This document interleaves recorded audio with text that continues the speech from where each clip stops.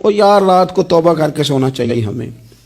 کچھ غلطیاں ہم کرنا نہیں چاہتے پر ہم سے ہو جاتی ہیں. کچھ دل ہم توڑنا نہیں چاہتے پر وہ ٹوٹ جاتے ہیں. ہماری مجبوری ہوتی ہے ٹوٹ جاتے ہیں. رات کو اس کی بارگاہ میں ہاتھ باندھ کے کشکول طلب دراز کر کے خوب استغفار پڑھنا چاہیے کہ مالک بندے ہیں نا کیا کریں.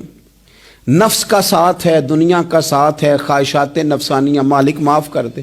درد سے توبہ. رسم نہ ہو, کہانی نہ ہو, لفظ نہ ہو, جملے نہ ہو. اور جناب ایسے لوگوں کے بیچ بڑے ہاتھ باندھ کے اور بڑا کوئی ضرورت نہیں. آپ اکیلے اپنی چارپائی پہ بستر کے اندر منہ دے کے بھی درد سے کہیں گے نا معاف کر دے تو وہ تو مہربانی بڑا ہے. میرے نبی پاک صلی اللہ علیہ وسلم مثال دیتے ہیں.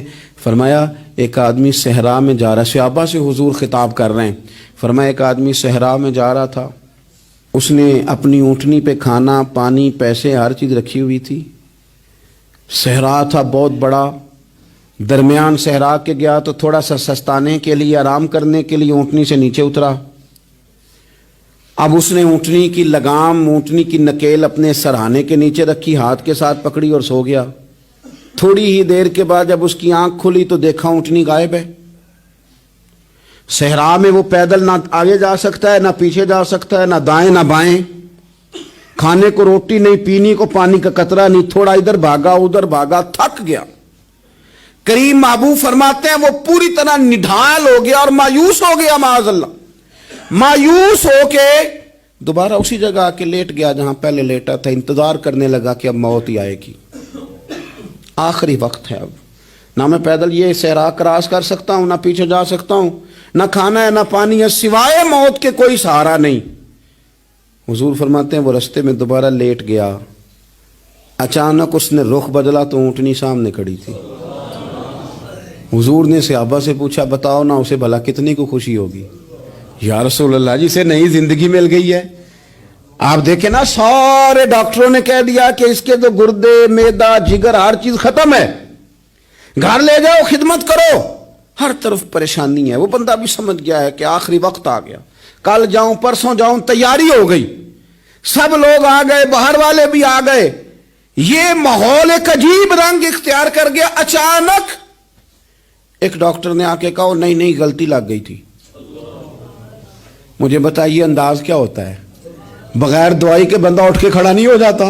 او میں تو بچ گیا ہوں. نبی پاک صلی اللہ علیہ وسلم فرمانے لگے اس کی اونٹنی مل گئی. بتاؤ بھلا اسے کتنی خوشی ہوگی. یا رسول اللہ وہ تو دوبارہ دنیا میں آ گیا. حضور فرمانے لگے اسے کچھ بھی خوشی نہیں ہوئی. جب کوئی رب کا گناہگار بندہ آ کے توبہ کرتا ہے, رب کو اس سے کئی گنا زیادہ خوشی ہوتی ہے. میرا بندہ آ گیا ہے, میرا بندہ آ گیا ہے, میرے گھر آ گیا. اس نے آنسو بہائے ہیں. اس نے کہا اللہ میں تیرا ہی ہوں, تیرا ہی رزق کھاتا ہوں, تیری ہی زمین پہ رہتا ہوں, تیرے نام سے میری سانسیں چلتی ہیں. وہ آ گیا. فرمایا اس اونٹنی والے سے زیادہ رب کو خوشی ہوتی ہے جب گناہگار آ کے توبہ کرتا ہے. گناہگاروں کے آنسو اس کی بارگاہ میں بڑے مقبول ہیں. لیکن ہم رسم ادا کرتے ہیں, توبہ نہیں کرتے. ہم اپنے آپ کے ساتھ دھوکہ کرتے ہیں, جھوٹ بولتے ہیں. ہم بندہ کوئی ناراض ہو جائے تو ہمیں کو نہیں نیند آتی, اس کے گھر چلے جاتے ہیں.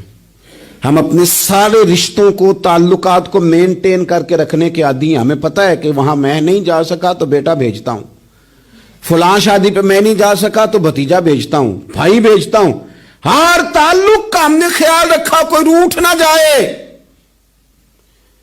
لیکن کمال ہے نا, یہ نہیں سوچا کہ اگر رب روٹھ گیا تو جب وہ روٹھ جائے نا تو سارے رشتے بھی بندے کے پاس موجود ہوں تو کوئی کارآمد نہیں ہوتا.